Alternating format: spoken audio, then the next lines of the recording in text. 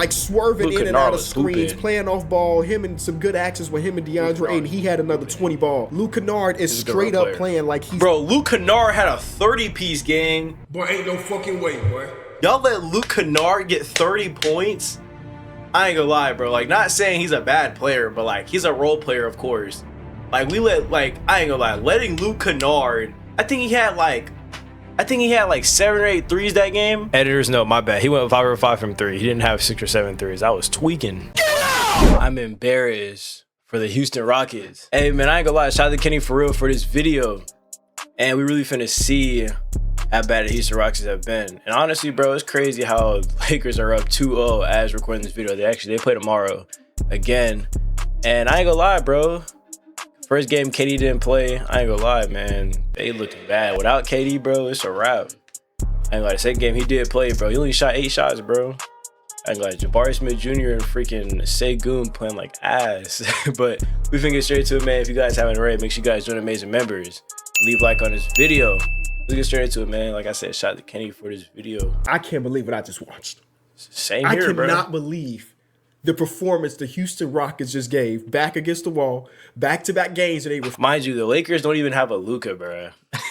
Favorite going into it against a beat-up LA Lakers team, and they laid eggs. Before I talk about how ridiculous of a performance this was from the Houston Rockets, let me give my flowers to JJ Redick and the LA Lakers. Nah, you want to for know real, though. why? Because when JJ was hired, it was a lot of conversation about a guy who has zero coaching experience taking over one of the most premier brands in the NBA. And in his first season, he coached the team to 50 wins. Yeah, the playoffs didn't go great, but damn it, 50 wins is not easy no matter what the roster looks like. And in his second season, again, 50 wins in a season where Austin Reeves missed like 40 games and Luka missed time and LeBron missed the start of the season, another 50-win season. But we get to the postseason and in the fourth season, like, oh snap, we find out that Luka Doncic may not play at all because of a game that happened a few weeks ago. We found out that Austin Reeves may not play the entire time. So even though if everybody was healthy, we love this matchup with them in Houston because they gave us a couple bangers just last month. Because of the injuries, the Houston Rockets should take care of business here, right? That's real. But what is better for podcasting, Zoom or Riverside? Let's find out. Go hit my microphone. We found out that Kevin Durant's going to miss game 1. I mean, it's like, oh, that sucks. But still, the Houston Rockets should be favored. And they were favored. And they lost that game. It's like, oh, okay, you know, I low-key had the Rockets in 6, bro. And I don't even really watch NBA games like that, if we're being honest, Mazin Members. I don't know. I watch games, but I really don't. I be watching highlights more than anything, or I be seeing posts on the gram what the NBA be posting. But truth be told, like from what I've seen and from like my knowledge and everything, like, bro, definitely the Rockets are definitely favorite. Look at their roster. Sengun, which is a top 5 center in the league. KD, a top 5 player in the league. Amen Thompson, one of the better two-way players in the league. Jabari Smith Jr., Tari Eason. Like, bro, they have good pieces around. Like, they was definitely favorite, bro. And KD was definitely hooping this year, bro. Efficiently, too. Like, there was a lot of games he didn't even shoot bad. Found out officially that he wasn't going to be playing an hour before, even though he hurt his leg on Wednesday and they had 4 days to prep. But they officially found out an hour before. So maybe it was just that they thought that maybe Kevin was going to play and they didn't play. They laid the egg. So what? And the game number 2 comes around. We found out Kevin Durant is playing. For real. And LA and the team still he shot 6 for 8. So, and he played the best on the team, and he was injured, low key. JJ Redick gets a ton of flowers. Not that he did anything super proprietary, because we dead ass saw that defensive scheme and that offensive game plan against the Houston Rockets when they last played against each other, and Kevin Durant turned the ball over a ton then too. And somehow Ime Udoka and staff were not prepared to see it, and this is like foreign to them. This is a rocket science of a game plan from JJ Redick and company. It wasn't. We've seen it. Me watching at home, seen it happen, and they didn't adjust and in the playoffs they still didn't adjust. But you have to get the game plan done, and that's what JJ Redick and the staff did. Giving the flowers to LeBron James again. I'm sorry if it feels like glaze for the LeBron haters that watch my videos, but the brother is 41 years old, and he did a reverse putting up like 20 and 14 down the lane today. You know what I'm saying? He had 28, 8, and 7. The stat line that he basically averaged when he was still good at 41 years old. To 30. Vince Carter wasn't even doing that shit. 5. He just did it at 41 in a playoff game. I said 24. That's ridiculous. Marcus Smart, another just straight up phenomenal game on both sides of the floor. The ball always finds Marcus Smart down in the stretch. And I think it was like 2 minutes left. Marcus Smart wide open corner three, cash. He had 4 threes in the first half. Amazing. Luke Kennard is straight up playing like he's. Bro, Luke Kennard had a 30-piece game. Boy, ain't no fucking way, boy. Y'all let Luke Kennard get 30 points? I ain't gonna lie, bro. Like, not saying he's a bad player, but like he's a role player, of course. Like, I ain't gonna lie, letting Luke Kennard, I think he had like 7 or 8 threes that game. Editors know, my bad. He went 5 or 5 from 3. He didn't have 6 or 7 threes. I was tweaking.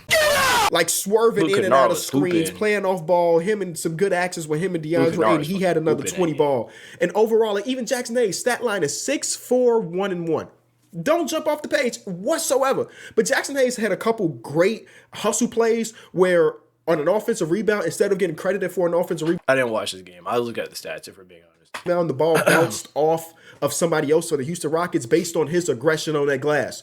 So again, a super thumbs up for the LA Lakers for being up 2-0 in a series they have no business being up 2-0. There was a moment here that I dead ass laughed. It should be 1-1 or 2-0. Jared Vanderbilt attempted a contested corner three with 16 seconds on the shot clock, and you know how that went. He missed it, and I was just like, he feeling himself. I don't know why he's feeling himself, but he's feeling himself, I guess. But overall, great game from the Lakers, Jared top to bottom. Even a guy like Jake LaRavia, who can be very tough to watch, and I think tonight he was tough to watch. I thought his defense later in this game was impressive enough for me to give him a shout out today. Rui Hachimura, shout out. Damn it, DeAndre Ayton, shout out too.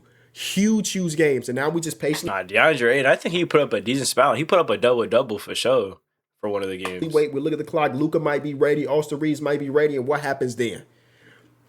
I'm a little afraid of that in a sense because the defense has been so ridiculous. I mean, 94 points is held the Houston Rockets to. The defense has been completely locked in, and obviously it might shift a little bit more offensively here when one or two of those guys come back. But whatever, talent is talent. I'm not saying hold them dudes out. But can we talk about the ridiculousness that was the Houston Rockets? I just straight up cannot believe what I was watching out there. That was crazy. Kevin Durant first half, he do his thing. Boom. You can't even tell that he was dealing with the quad or whatever the hell knee thing. Yeah. I ain't like Jabari Smith Jr. shot terrible, and then KD shot good. Segun shot terrible.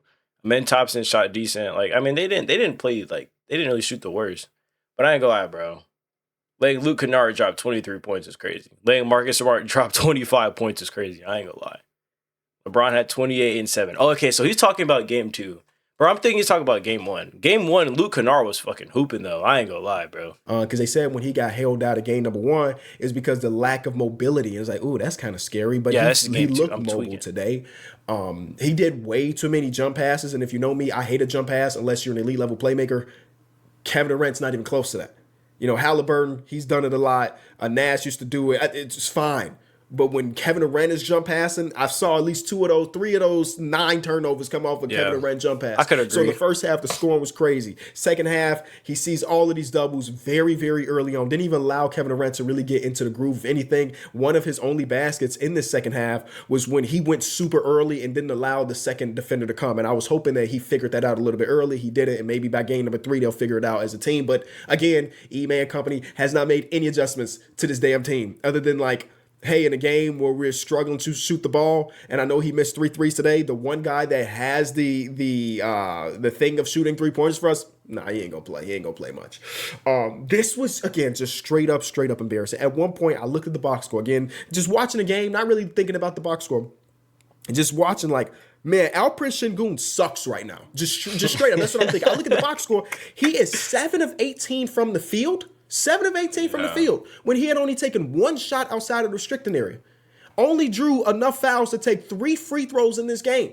And the biggest Alperen Sengun critics will talk about the fact that amongst him, like him and his peers, is a 5-man that takes a lot of his shots at the rim. He's one of the worst rim finishers in the NBA. That's debatable. Like, this season, I ain't gonna lie, hot take, bro. Nick Claxton's a better Nick Claxton's a better finisher in the paint than Segun. Yo, Mazin Members, let me know in the comments, bro. Yo, Nick Claxton's a better finisher than Segun at the rim, dog. Oh my god. He shot 68% from at the rim this season, according to Cleaning the Glass, which is like 68%, Kenny. That's pretty good. That's not that good. Especially as a big man too, bro. That's straight up not good. Yeah, especially And in as a this big game, man. you felt every single time he missed a layup or missed the whatever, missed the bunny. It's like, bro, it happened all of game 1, 2. He shot 50% on rim attempts last game in game 1, and bad. he was somehow worse today in that. And again, another opportunity for me to dead ass laugh in my chair.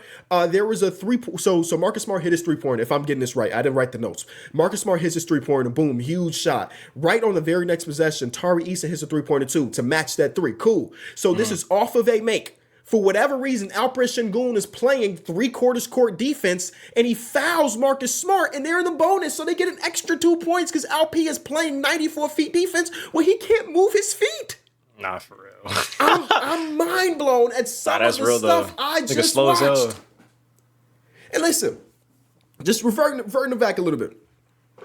The Kevin Durant 9 turnovers, he gets a lot of blame for that. Again, some of the windows. Oh shit! I didn't even peep, nigga. He did have 9 turnovers. Boy, what the hell, boy? Oh, I did not see that stat. I'm over. Mind you, I have the stats pulled up right here for the game, so I don't look like a dumbass here. Trying to squeeze the ball through is something that, I don't know, John Stockton, Chris Paul, Magic Johnson would struggle to make happen. Again, this is Kevin Durant, maybe the greatest scorer of all time. He not at that level. But also, when the doubles are coming, it's the same thing that happened in that regular season game. The doubles are coming, and nothing is happening off the ball. Nobody's flashing to make themselves an option. Nothing is happening, and Kevin Durant has to try to force something or turn the ball over. Again, you want an all-time great, to the guy that you acquire to put y'all over the hump, to be able to handle double teams accordingly. He's not able to do that, but also he doesn't have the people around him that are willing to alleviate some of that pressure. And the coaching not do. Hey man, it's raps for Ime. I don't. If you lose this series, I don't know how you can bring back Ime Udoka. Remember 2 years ago? Hell, remember last year where we looked at the Houston Rockets and said, "Man, that is a really interesting, fun young core." That is all dead now, and that's out the window. Not all. I can't say all dead because like I'm in. I got Mazin Members. Let me know, bro. Is MK Udoka a good coach? I feel like he's a very mid to low tier coach, if we're being honest. Like, I mean, we can all, I mean, I can agree JJ Redick's a better coach than MK Udoka. MK Udoka's been a longer coach than JJ Redick. No. Come on, man. I'm still intrigued. And again, Alperen Sengun was bad today, but for the most part, he's a good ball player. But just like, think about how things have shifted to like when you speed up the timeline, whether they believe they were speeding up the timeline or not, because they told us all year, we ain't speed up the timeline, we ain't speed up. When you speed up the timeline, the expectations shift. In a series where the 2 top scorers from your opposing team are out, there's no way you should be down 0-2. Hell, you lose one. So be it. You know, things happen. That's cool. Losing both? Back to back when is you were crazy. favored in both? That's bad, man. That's really, really bad. And yeah, a lot of the blame will eventually, go to the coaching staff and the 2-star players for having lackluster games. But the surrounding pieces haven't done much either. I mean, Tari Eason had a really good game, number one. And like I mentioned, he had a big shot down the stretch in this one. But like these other role players, the Kogi's are. He shot 4 for 14 from the field goal. Nigga, that's 2 for 7. That's like 28%. That's awful. Yo, he played like ass. I ain't gonna lie. Tari Eason, he probably, if not, I mean, besides probably KD, because I mean, 9 turnovers, that's terrible. He almost had a double-double with turnovers, gang. Damn. All energy, but not really a lot of production. Amin Thompson definitely gets lost at times. He could give you a couple big plays and important defensive stops, like I think the one on Luke Kennard where he stepped on the half-court line. But like you just aren't getting the same impact as you would want in a series like this from the others. And this is maybe more of a realization if the series ends, because it is only 2-0, and I'm trying not to just call the series over based on something like that. We've seen a lot of 2-0 series go the distance and eventually the 0-2 team loses. But I do see a stat right here that 92% of the time the team that goes up 2-0 wins the series, so that's something. But I also watch my favorite player be up 2-0 in the NBA Finals series and lose 4 straight games. So I'm not saying it's out of the realm of possibility that the Houston Rockets can still win this series, but it's just the future thing is like all you did to lead up to this point, if that makes sense. And again, maybe this is a conversation that we hold, but I'm gonna plant the seed in your head. Let's say imagine like the next 4 games they win 4 straight. That would be crazy. I ain't gonna lie. I don't know, bro. I feel like I'm looking on Kenny with this one though, because I ain't gonna lie. I feel like because KD's a star player, we know that for 100%. If KD's getting doubled, we need the other 4 players to try to get open, or you know what I'm saying, do whatever they got to do, set an off screen, something so that someone can be open for a shot, or at least set a down screen for someone to roll it down and they get an easy layup, something. So, and especially if the other 4 players are seeing that KD's getting doubled, bro, move away from the ball and try to get an open shot so KD can make that pass, you know, or at least. Don't come to the ball, but come near the ball so we can at least reset the offense. You know, if KD has the ball, KD should get more touches. I wholeheartedly agree to that. KD should get more touches. I don't think he gets more touches, or if anything, I don't think he shoots the ball as much as he should. That's why he's the GOAT. The Houston Rockets traded away James Harden and reset their timeline. They were at the bottom of the league for, off the top of my mind, 3 seasons, maybe 4 seasons. And they were able to, you know, get the top picks of Jalen Green and Jabari Smith Jr. and find Alperen Sengun via trade from OKC on draft night. And you're putting all these things together. The timeline to build this team, when you think about it, is like 6 years worth of kind of shit. So if you're spending, That's how Thunder was too, bro. Our best player was an aging Chris Paul at one point. Come on. 6 years to build this team, and it's not even good enough to make it out of the first round. Then what does that leave you? Does that leave you grasping and being like, oh my God, we got to trade everything of value that we have right now for Giannis try to do it for Giannis offseason? Again, I'm just planting a little seed, and we'll have this conversation eventually. I can't see Giannis going to the Rockets. Also, another seed I'll plant. If Kevin Durant doesn't get out of this first round series, given the stakes of, again, he missed game 1, but if you don't get out of this first round, the conversation about Kevin is already kind of like, you know, people have their opinions about him as the number one guy, even though he's, you know, top whatever in scoring, and even in this bad game, he's still 28 points per game in a lot of cases. Based on the way this is ending this season, potentially, and the way it ended in Phoenix, and the way it ended in Brooklyn, that's not even my bag to do stuff like that, but I'm thinking about it. So that lets you know. Shout out to the Lakers, man. What a I feel like I'm forgetting a lot of the stuff that went on in this game. It really was hooping, though. So Chris, we let Marcus Smart get 25. And I bet Rockets fans feel the same way. I don't have many Rocket fan friends in my life, but I bet they feel the same exact way. If I feel that way, you know what I'm saying, as a neutral. Yeah, I think he's done talking about the Houston Rockets. Anyway, guys, this is the end of that video. Let me know what you guys think about KD and the Lakers. Let me know what you guys think about that. Shout out to everybody else who's in the playoffs. We still got my team favoriting to win the championship. Of course. As long as we don't play the Spurs with a healthy Wembanyama, we are good. But yeah, man, let me know what you guys think about the Rockets and the Lakers game. Who do you think is gonna win that series? I'm not gonna lie, bro. I low-key got the Lakers winning, bro. Even though one of my homeboys is a hard Rockets fan, but hey, oh well. I got the Lakers, man. JJ Redick, let's do it. Let me know if it was us to react to next. I'll see you guys in the next reaction. Thank you, Mazin Members. MarMazin out.